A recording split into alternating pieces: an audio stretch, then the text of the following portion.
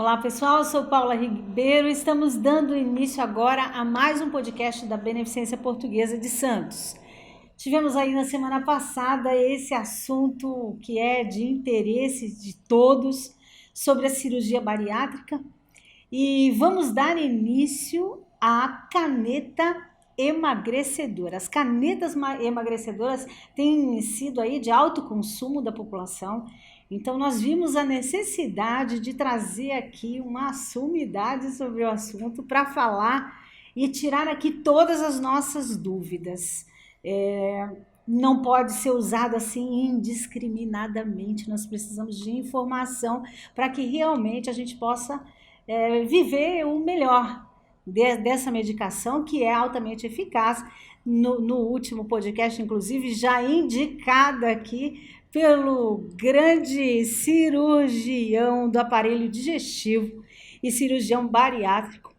Eu vou apresentar o currículo dele novamente para você que ainda não teve a oportunidade de ver, mas ele é atualmente diretor do Colégio Brasileiro de Cirurgiões para a Baixada Santista, presidente regional da Sociedade Brasileira de Videocirurgia e Robótica, a Sobracil, professor mestre em cirurgia da UNAEP, nascido aqui em Santos, formado pela Universidade Católica de Campinas em 1990, pós-graduado no Centro de Cirurgia Digestiva e Transplante Visceral em Estrasburgo, na França, como médico assistente no Departamento de Cirurgia Geral e Digestiva, sob a supervisão do professor Christian Meyer. Formado em cirurgia laparoscópica no IRCAD, França, 1995, acreditado pela Sociedade Francesa de Gastroenterologia, Dr. Guinness Antunes Alvarez, muito obrigada pela presença. Boa tarde, muito obrigado. É um prazer estar com vocês aqui. E aqui ao nosso lado, o presidente. Já falei sobre o currículo Ademir do Dr. Pestana. Guinness no podcast anterior, Fantástico. né? Fantástico, né? E escutando novamente, a gente fica impressionado mesmo com o currículo, com a dedicação, né? E a gente que está aqui à frente do hospital, né? Que eu acabo vivendo saúde diariamente, apesar de não ser médico, muitas pessoas pensam que eu sou médico, né? Mas a gente acompanha, né, o Dr. Guinness aí fazendo muitas cirurgias, quase que diariamente. Volto a repetir, foi o médico que operou aqui a minha diverticulite num momento muito difícil para mim, e agora operou meu filho também com o mesmo problema, e foi um sucesso, mas isso a gente vai fazer um comentário sobre isso. Nós podemos dizer que ele te conhece por dentro. Me conhece por dentro.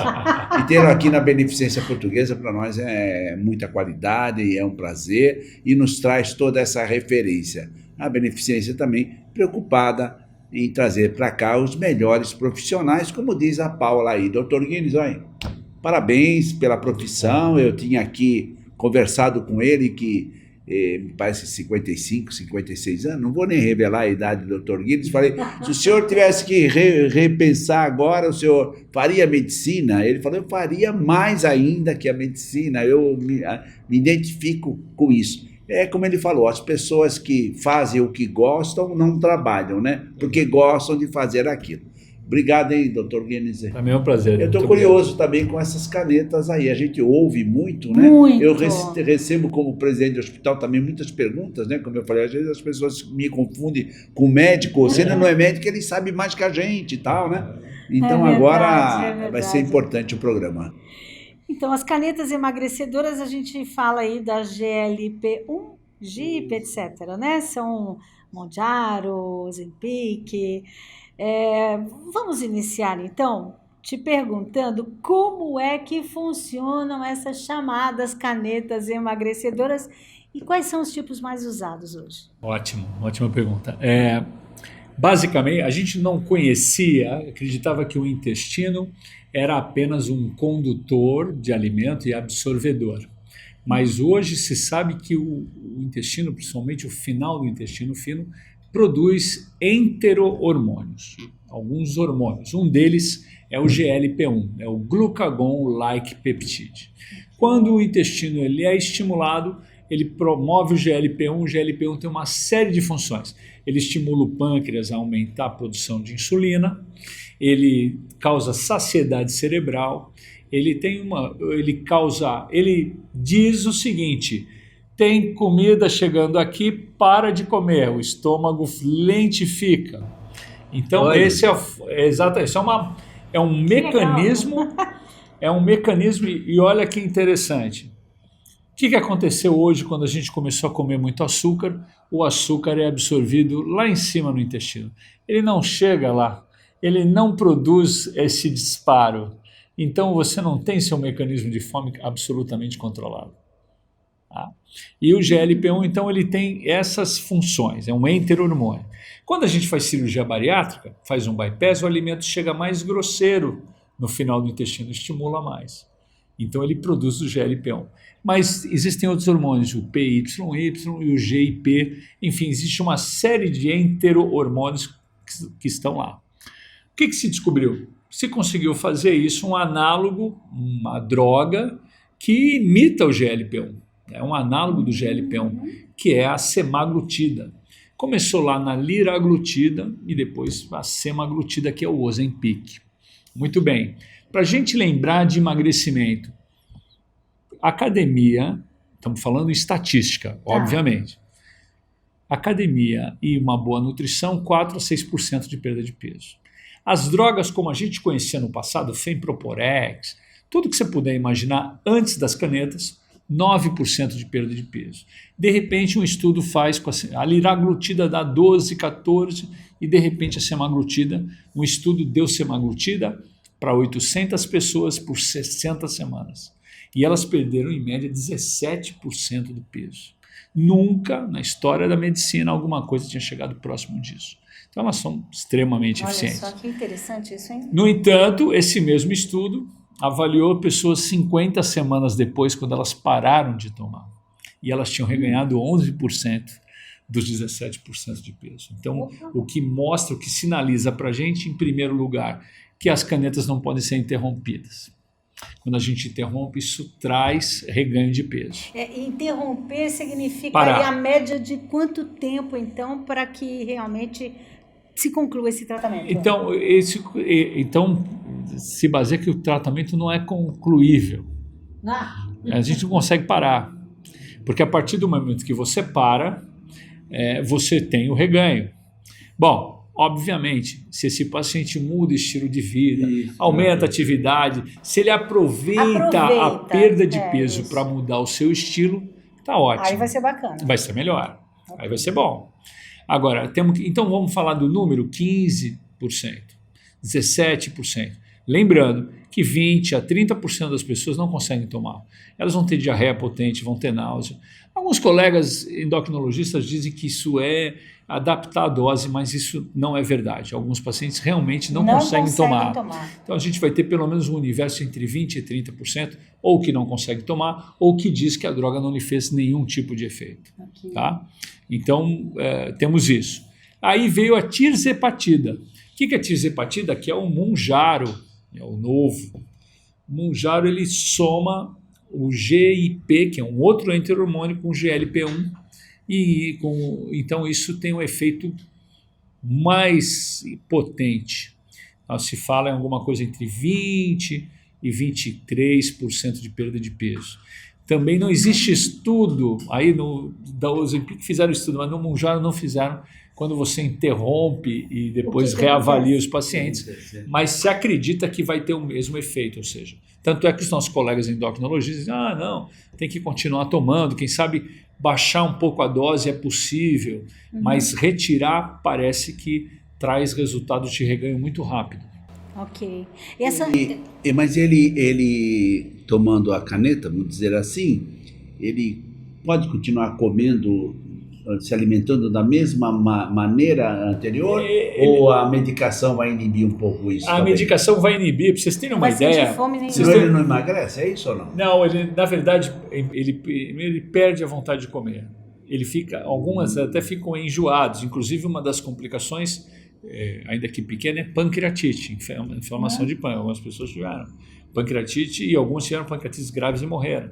Não é comum, não é comum. E nessa coisa de comer,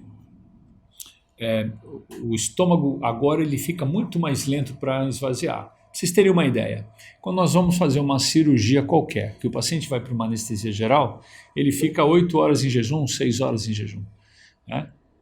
Se ele estiver tomando uma caneta, ele tem que parar ela 3 semanas antes, porque o estômago pode ter comida de 12, 16 horas anteriores.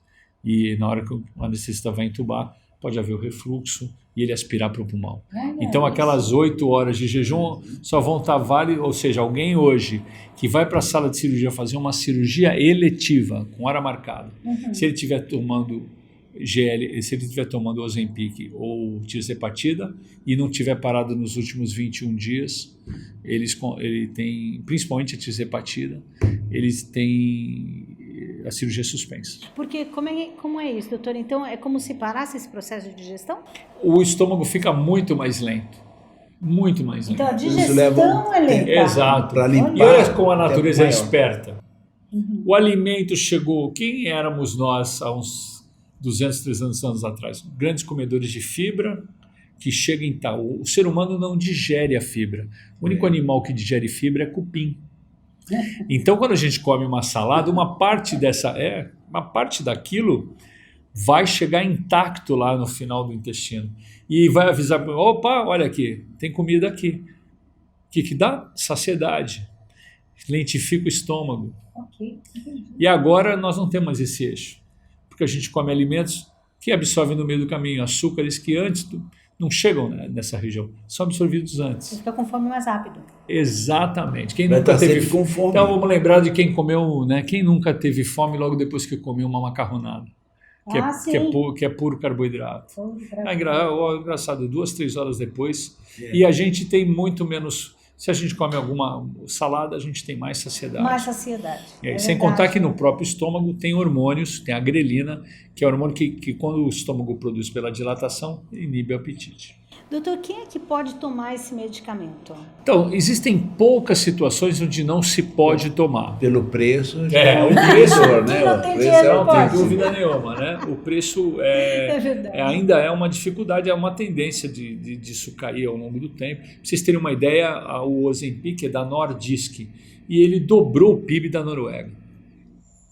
Nossa. O PIB da Noruega dobrou por causa da droga. Aqui dobraram os assaltos à farmácia. É tudo sintético? Doutor? Sintético. Tá. Então, eles conseguem produzir muito, né? Exato, conseguem produzir em grande quantidade. Agora, quem não pode...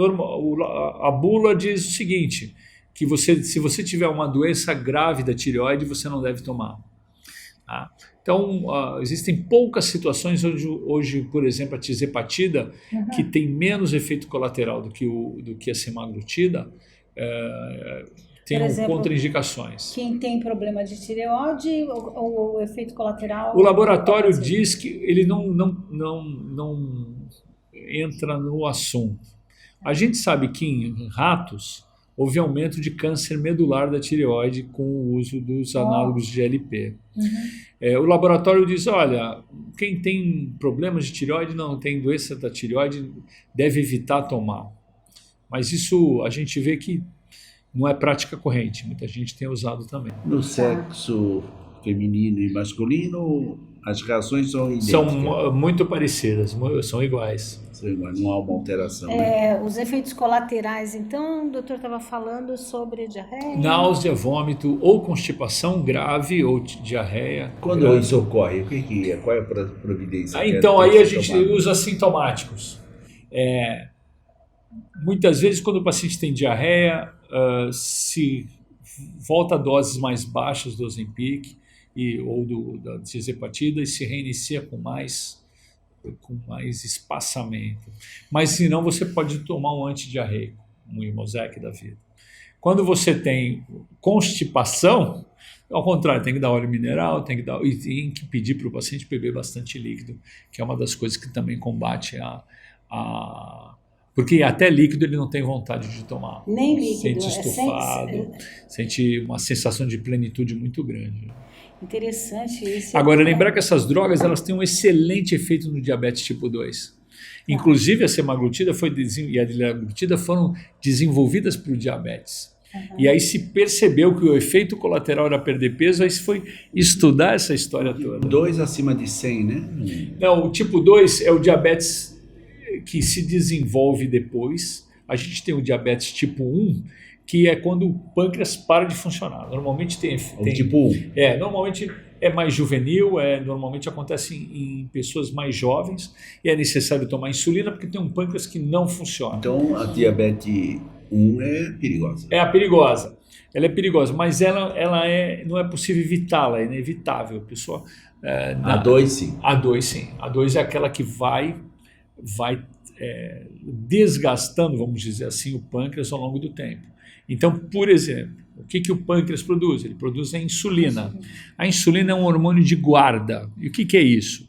Ela é responsável por quando ela vê açúcar, ela transforma em gordura e guarda. Por isso que quem tem insulina alta tem dificuldade de emagrecer. Como é que a gente tem insulina alta? Tendo uma dieta com carboidrato que estimula a produção de insulina. Então, uma coisa puxa a outra. Muito bem. Muitos pacientes vêm nos procurar e eles não são diabéticos. Eles têm uma glicemia normal, têm uma hemoglobina glicada normal. A hemoglobina glicada mostra como é que foi a glicemia nos últimos 3 meses. A gente brinca que todo mundo mente, menos a hemoglobina glicada, né? Porque eu posso mascarar. Se eu for colher uma glicemia para amanhã de manhã e aumentar minhas horas de jejum, em vez de hoje 8 ficar 14 horas de jejum, com certeza a minha glicemia vai estar baixa. Sim. Portanto, eu posso ter sido diabético o mês inteiro. Já a glicada não, ela não mente, ela conta como é que estão os últimos 3 meses. Ela conta toda a verdade. Exato. Mas nós vamos ter pacientes que eles têm glicada normal, eles têm glicemia normal, não são diabéticos. Mas quando você vai ver a insulina, ela está lá no alto. E no normal de 10 ela está 40, está 50. O que isso significa? Que o pâncreas está fazendo hora extra. Ele está trabalhando acima do normal para poder evitar o diabetes. E tem uma hora que esse pâncreas não aguenta mais. E aí sobrevém o diabetes tipo 2. Interessante, eu acho muito importante a gente falar sobre isso por causa desse uso desenfreado. Agora tem algumas dentista querendo né? prescrever. Pois é, dentistas querendo prescrever. Pode. Doutor, eles dizem que pode, mas não pode. Quais são os riscos de se usar essa medicação sem acompanhamento médico? Então, primeiro, a primeira coisa da medicação são esses distúrbios, pancreatite, etc., que isso são riscos que a própria medicação. Então é necessário saber dose, e muitas vezes é necessário entrar com dose mais baixa e ir paulatinamente subindo. Né? Outra coisa que é fundamental é o tipo de dieta. Porque, veja, alguns falam, olha, fica Ozempic face, fica com a cara de Ozempic, parece que uma cara de desnutrido. Eu tenho ouvido isso, a sarcopenia. Sarcopenia, muito provavelmente porque a dieta tem pouca proteína. Então fica com a cabeça de, como é que é, de Ozempic, é isso? Cabeça de Ozempic. E o corpo sem massa muscular. Sem massa muscular. Então, lembrar que quando a gente para de comer, quando a gente diminui a alimentação, nós vamos diminuir tudo. Se eu já tenho uma dieta que é pobre em proteína, eu vou ficar mais desproteinizado ainda.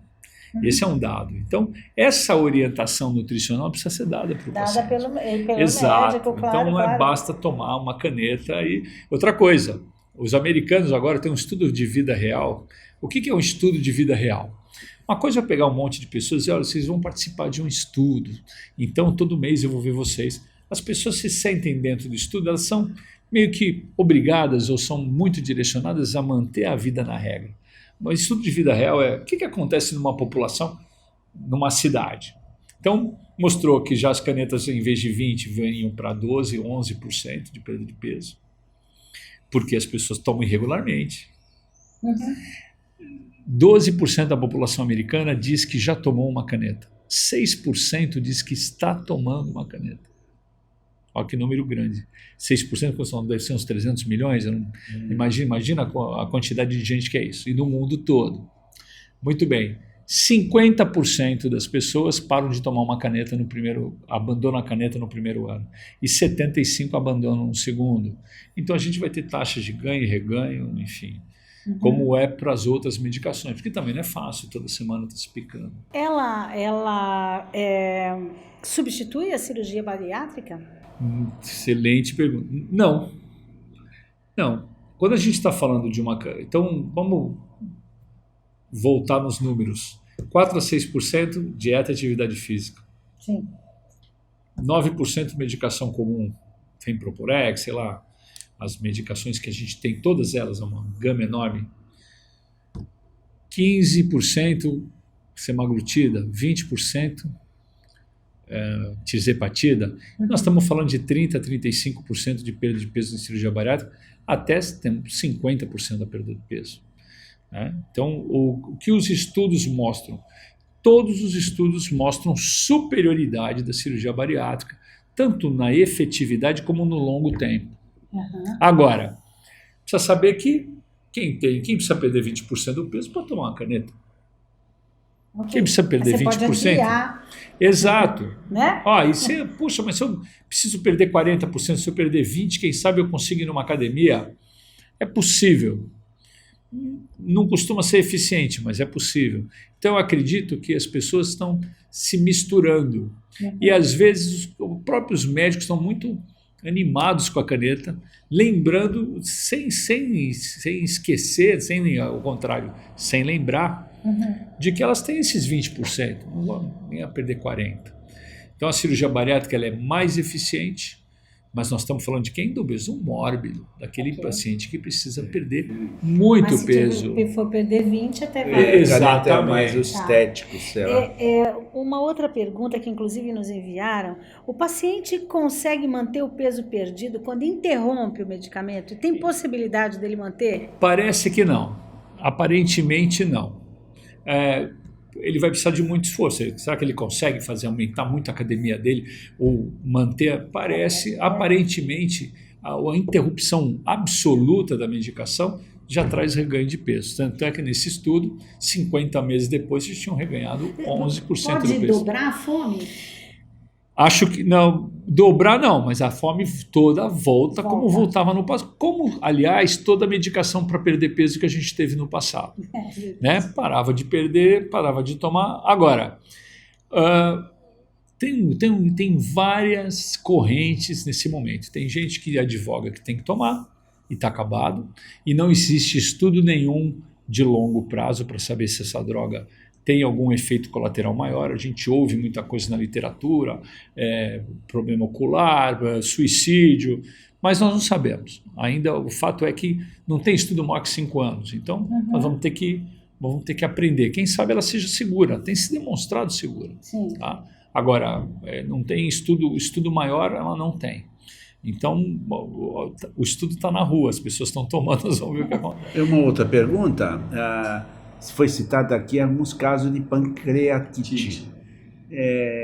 Nesses casos, o pâncreas acaba sendo estimulado pela própria caneta. Pela própria caneta. Quando interrompe isso, pode prejudicar o pâncreas ou ele volta à mesma função que ele tinha anteriormente? Excelente. Ele volta mesmo. Teoricamente, ele volta à mesma função que ele tinha antes. Mas a pancreatite, quando você passa por um curso de pancreatite, o teu pâncreas vai se modificando, ele nunca mais vai ser o mesmo. Tanto é que existem pessoas que tiveram pancreatites graves e desenvolveram diabetes logo depois disso. Quando o pâncreas sofre um processo inflamatório, ele pode ter repercussões que são crônicas, que são para o resto da vida. Então, não é livre de problemas. Né? Agora, a gente não tem visto, não é comum ver pancreatite, mas no uso da semaglutida, da tirzepatida, está descrito, alguns pacientes terão, e aí tem que parar. Doutor, sobre essa questão da massa muscular e da gordura, né? Quando se perde esse peso aí com o uso da caneta emagrecedora, qual que é essa porcentagem da gordura que é perdida para massa muscular e no reganho de peso? Como é que fica isso? Ganha-se mais gordura no reganho? Tem pouco estudo sério sobre esse assunto, então a gente não sabe dizer exatamente. Mas se acredita que quando você perde massa muscular por qualquer motivo, que na hora que você reganhar, você vai reganhar peso na base da massa gorda, a não ser que você faça efeito de atividade física. Por isso que em cirurgia bariátrica, tanto em bariátrica como a gente indica musculação, Certo. que é ganhar massa muscular. Imprescindível a Aí musculação. depois dos 40 anos a gente entra em sarcopenia, nós vamos perdendo músculo. Quem não tem um avô que não consegue levantar da cadeira, tem dificuldade porque tem massa muscular, tem pouca massa muscular. Então o nosso combate hoje é esse. E na hora que eu aumento a minha massa muscular, eu vou numa academia e ativo minha massa muscular, o meu metabolismo basal fica aumentado por 48 até 72 horas. Então, artificialmente, eu aumento o meu metabolismo basal. Okay. Se eu vou na academia, 2 dias depois eu vou de novo, e assim vai, eu estou artificialmente aumentando o meu gasto. Ou seja, estou controlando melhor o meu peso. Acelera esse metabolismo. Exato, fica acelerado, porque o músculo gasta praticamente o dobro da energia que a gordura para viver. Então, na hora que eu estimulo, eu estou aumentando o gasto. Quer dizer, esse músculo é ouro, né? É ouro. Hoje, sugestão, academia, 3 horas por semana. Olha aí que beleza, para manter tudo. Exatamente. Doutor, a gente já está chegando no final desse podcast, assunto interessantíssimo, ficaríamos aqui falando muito mais tempo, mas eu queria te pedir para deixar uma mensagem aqui para quem está lutando contra a obesidade e ainda tem dúvidas sobre qual caminho seguir. Se pudesse deixar uma mensagem para eles. Excelente. Nós usamos caneta, inclusive, nos nossos pós-operatórios, quando o paciente oferece reganho, então caneta não é para nós um mito como foi no início. Né? A primeira coisa para a gente saber é que você precisa ser avaliado por um bom profissional, porque tem muita gente falando muita bobagem. Isso virou um mercado em clínicas, parece que tem gente esteticista vendendo caneta, né? Isso não pode ser tratado com essa leviandade, perfeito. Então, o recado é que você precisa ver alguém que está acostumado com obesidade. Quais seriam os especialistas indicados? Um endocrinologista, né? Um nutrólogo, né? Cristiane diz, a gente... Nós temos no nosso grupo, na nossa clínica, nós temos um grupo de cirurgia bariátrica onde a gente se junta com as 2 nutricionistas, com a nutróloga e com o endocrinologista, né, para que a gente entenda um pouquinho a coisa do outro, mas eu acho que esses profissionais, e em algumas situações eles mandam para o cirurgião bariátrico, ou seja, quando eles acham que esse valor de MC é muito alto e realmente a cirurgia vai ser mais eficiente, e ela é realmente eficiente. Perfeito, maravilhoso. Como eu disse, beber dessa fonte aqui é realmente um privilégio. E nós chegamos aqui ao final de mais um podcast. Presidente Ademir Pestana, muito obrigada mais uma vez. Dr. Guinness, fomos presenteados aqui com tanta sabedoria. Parabéns por todo esse conhecimento adquirido. E podcast Beneficência, Medicina e Saúde chegando até você já, TV Serra do Mar, TV Com, nas plataformas aí da Beneficência Portuguesa. Esse assunto interessantíssimo, curte, compartilha para que mais pessoas possam se beneficiar de todas essas informações. Né? Tchau, até a próxima. Tchau.